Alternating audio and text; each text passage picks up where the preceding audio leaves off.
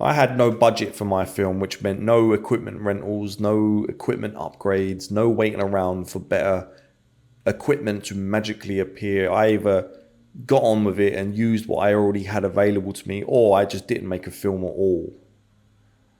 Now, the equipment I had back then to make my film was a Canon 5D Mark II, a Canon 100D, a GoPro, a tripod. I had 3 Canon lenses, a 50mm prime, a 24-70 zoom, and a 70-200 zoom. A Zoom audio recorder, a Rode shotgun mic and wireless lapel mics, 1 LED light and stand, headphones, and that was it. I always wanted my film to look like a well-shot documentary, and that's how I summed it up in a quick way when describing it to people. Most of the film is set during the day, and that's for the obvious reason of lighting. My preference was to always use available daylight for my lighting conditions, not just because it's easier and available, but also because of the more naturalistic look it gives and helping to tie in more with the documentary vibe I was trying to go with. I wanted some other shots to be set around dusk within that golden period of when the sun is just starting to go down and the amazing light that it offers, but the window of time for capturing those specific shots is short, so I didn't include a lot of them. We also missed out on getting quite a few of those shots at dusk because of us being held up in bad traffic. So instead, me and my friend, who played the part of the lead, watched the sun go down from sat inside of his van and just looking at each other and saying, well, there goes the shot, we might as well turn around and go home. Being aware of the times of day when shooting anything outside was also important because of how quickly the natural lighting changes from one moment to the next. Not just around dusk and the sun setting, but other times throughout the day as well. For example, the light can also drastically change from 6 AM to 9 AM, especially in the winter. I tried to avoid as many low light and nighttime shots outside as possible because I knew my Canon 5D Mark II camera just wouldn't like it, and it was not powerful enough in those ultra low light conditions, and the footage just wouldn't look right. As part of my equipment, I had one 12 by 12 inch LED light with a stand and different colored gels, which is all I used when I set up my own lighting conditions depending on what I was after. For example, I used that light to cast shadows, add some depth, add some character if things were feeling a bit too flat, to obviously light the actors in certain ways for dramatic purposes. I used the various colored gels to create certain moods or replicate different times of the day, including dusk. And also use the light to just throw any light on the actors at all sometimes, just to see them better depending on where we were. I found that I was able to manage all my setup lighting conditions with just this one singular LED. Thinking back now, if I would have had more than one light to my disposal, I probably would have massively overthought what lighting conditions I wanted to set up and probably lost a lot of time moving loads of lights around while trying to find the so-called right look. If we were in locations that had suitable lighting already set up, sometimes including the industrial lights I found on construction sites or the existing house lights in somewhere like in a warehouse, then I would work around that to find the shots to help save time. I never used a light meter to take any readings prior to filming anything. Instead, I used the inbuilt histogram within the camera to help guide me when adjusting things such as the f-stop, aperture and ISO, and to balance out what I was capturing. I rarely, if ever, shot above 800 ISO. I never used autofocus at any time, and everything was shot at 25 frames per second with a shutter speed of 50. Now, capturing audio was always a big concern for me, and it was always at the back of my mind throughout the filming stage. I had some knowledge in that area, particularly from several years of prior freelance videography work at this point and my experience of capturing on-camera interviews, but audio was not my area of expertise, and all of my experience with it up to that point was capturing it purely for online purposes. I did as much research as I could, but there was still a lot of trial and error involved.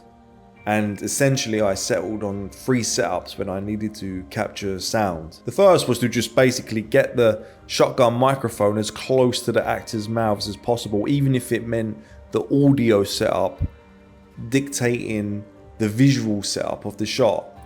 This is the reason why a lot of the shots of people talking in the film are quite close up, with the microphone slotted on top of the camera's hot shoe mount and pointed directly at the actors' mouths.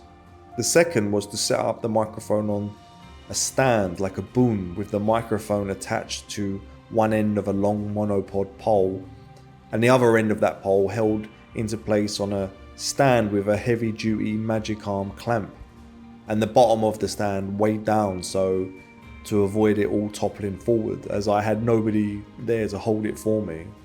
I attended the camera and listened with headphones to how the audio was being captured by keeping one eye on the levels on the audio recorder and another eye on the camera and what was happening in front of me.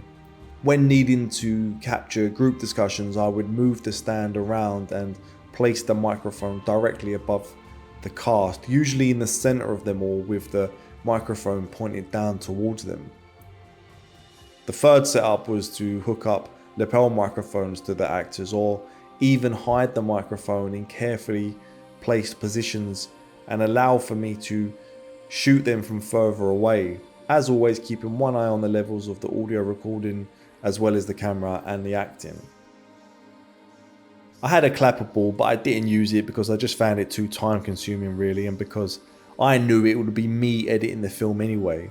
Instead, what I would do is loudly snap my fingers in front of the camera to act as the board's snap sound, while I then shouted out the name of the scene we were recording, like a description of it, and the audio's time code from the Zoom recorder. I would then use all of that information when editing in post-production by matching the footage and the audio files together in the timeline.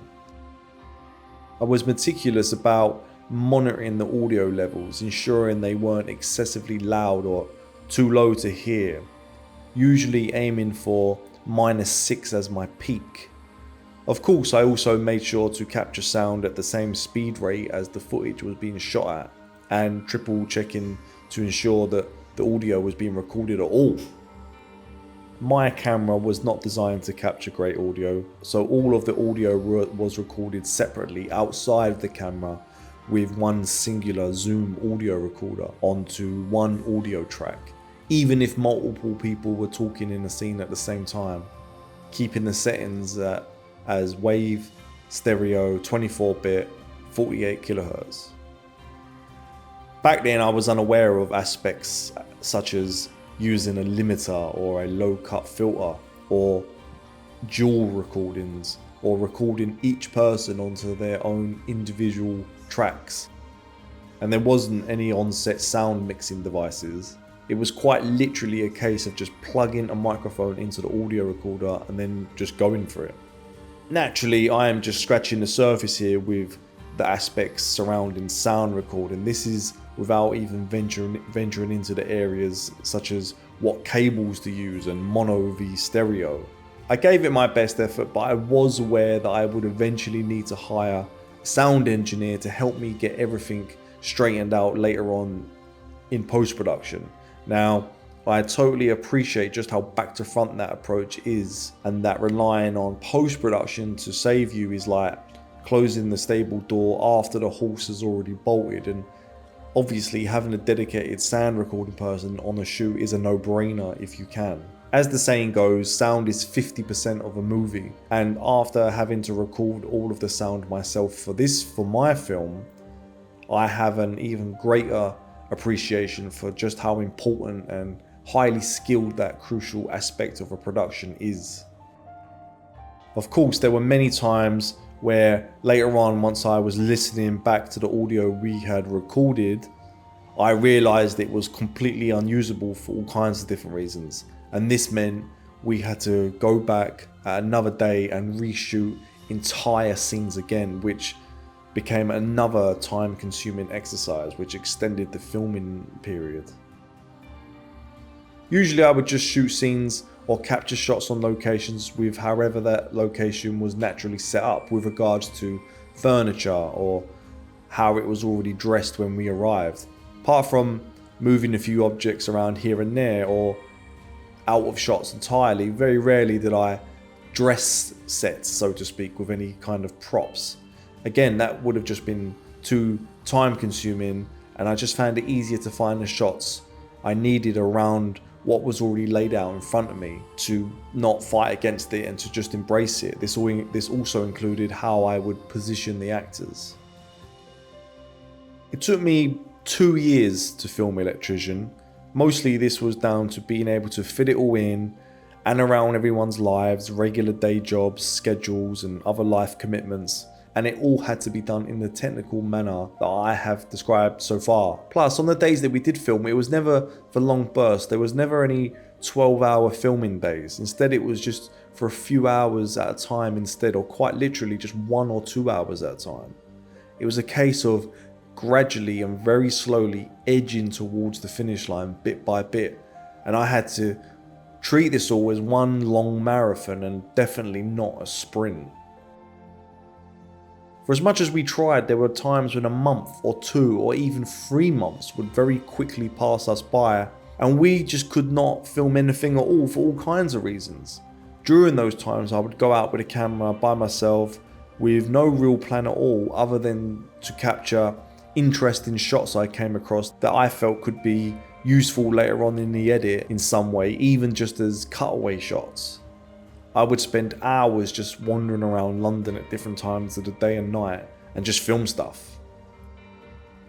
Yes, in an ideal scenario, everything would have been scheduled months in advance, locations scouted, the shots lined up and everything synchronized for a continuous 1, 2 or even 3 weeks of shooting, maybe even 6 or 7 days a week with 10 to 12 hour shooting days on each of those days, which would allow us to complete everything much more quickly. That would have been nice, but this is not a perfect world, and this production was just never going to go like that.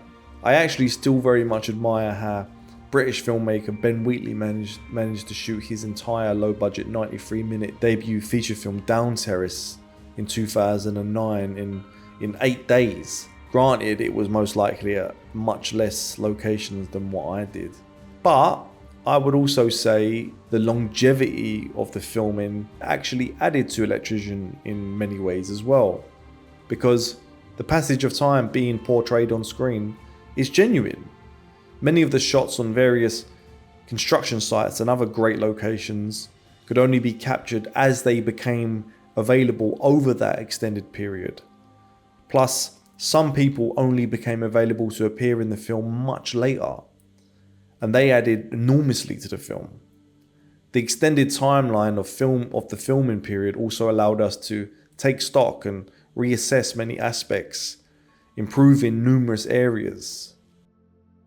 Whenever we completed any filming, no matter how much or how little was involved, I always went home at the end of the day with a huge sense of achievement and still buzzing from what we had just captured.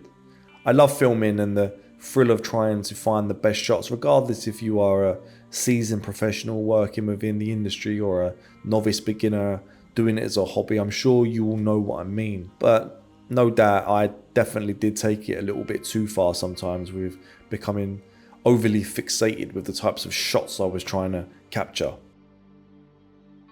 When we were out and about filming, it all felt like a bit of a dream. My friend who played the lead and I would be standing around on the streets of London with the camera, talking about how to film something while the hustle and bustle and chaos and crowds all went about their normal day around us, totally unaware of what we were doing. I would notice that I had a spring in my step on any filming day, walking among the crowds, all of them making their way to work in the city in the early hours of a weekday morning near Moorgate or Liverpool Street.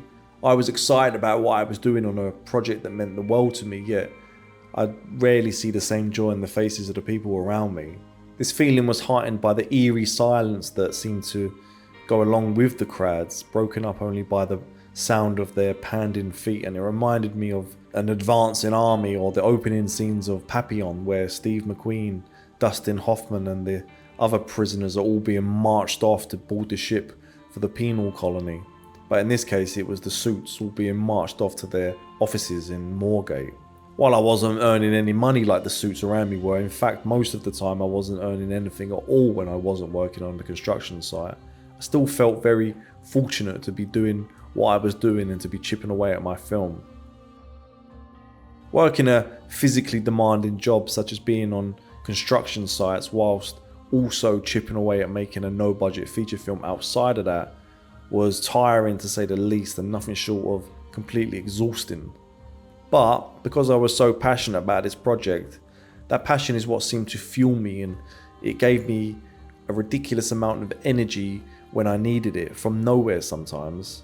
No matter how drained, sad, stressed or unwell I felt, if it was a filming day, I always got up and did it. I prioritized it over everything, and I saw any time spent away from the film as wasted time.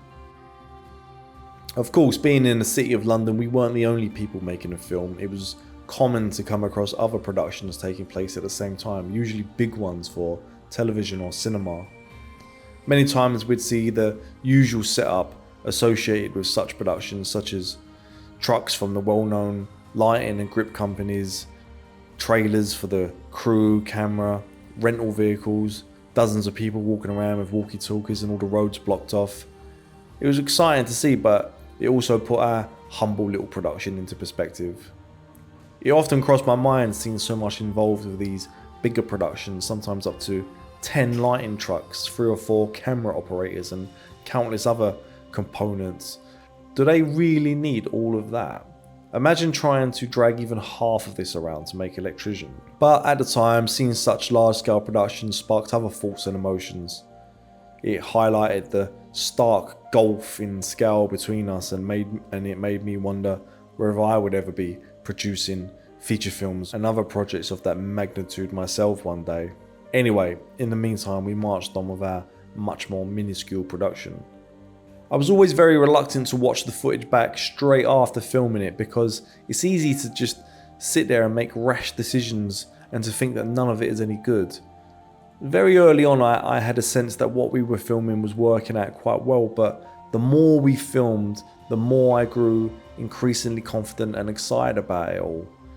However, I'm also very much my own worst critic by far, and I would absolutely scrutinise everything we filmed at some point. There were many times when I watched footage back later and I felt that it was just not good enough to use for one reason or another, and so I totally disregarded it.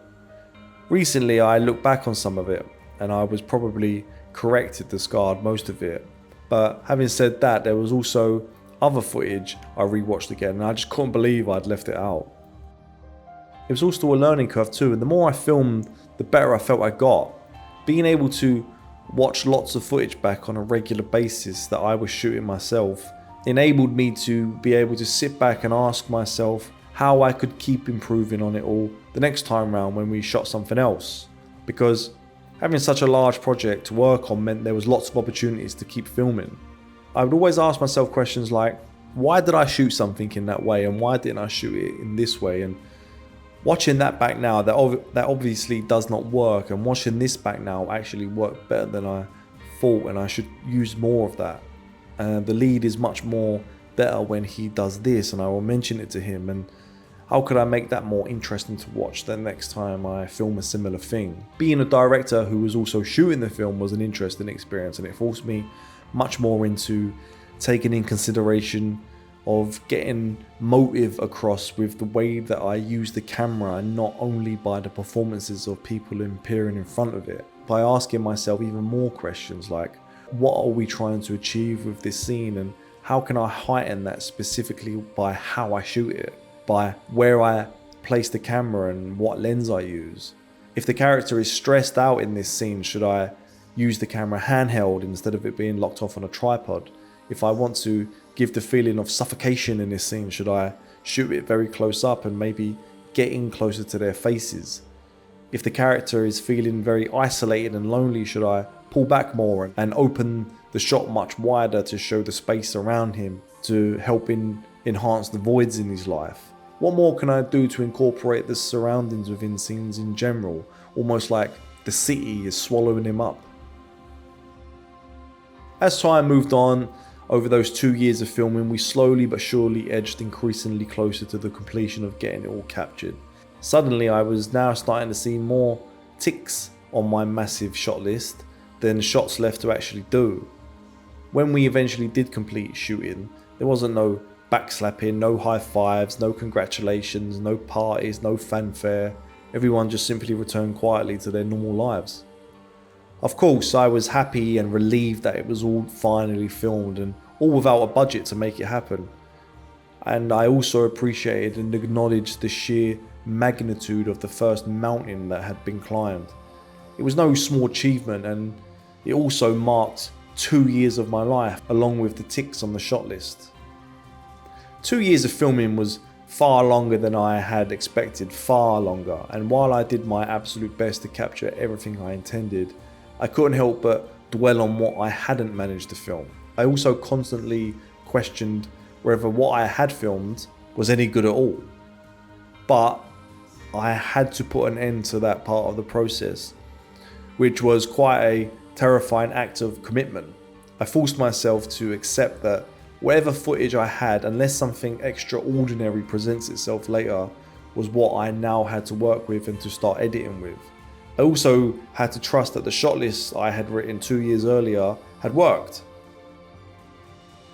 I also knew that I would miss filming. I'd miss being around everyone involved in that part of the production, capturing the scenes, finding the shots, the laughs, the excitement, the unexpected moments, the fun, the conversations, the exhilaration and the camaraderie. I would miss directing and that specific aspect of filmmaking. Throughout that period, I couldn't help but feel instinctively that it all felt right to me, natural, and exactly what I should be doing all of the time. And I did miss it a lot. I was now about to face a double-edged sword, and I had to brace myself for it. Yes, on one hand, the filming was now complete. I no longer really required anyone else to move the project forward in the foreseeable future.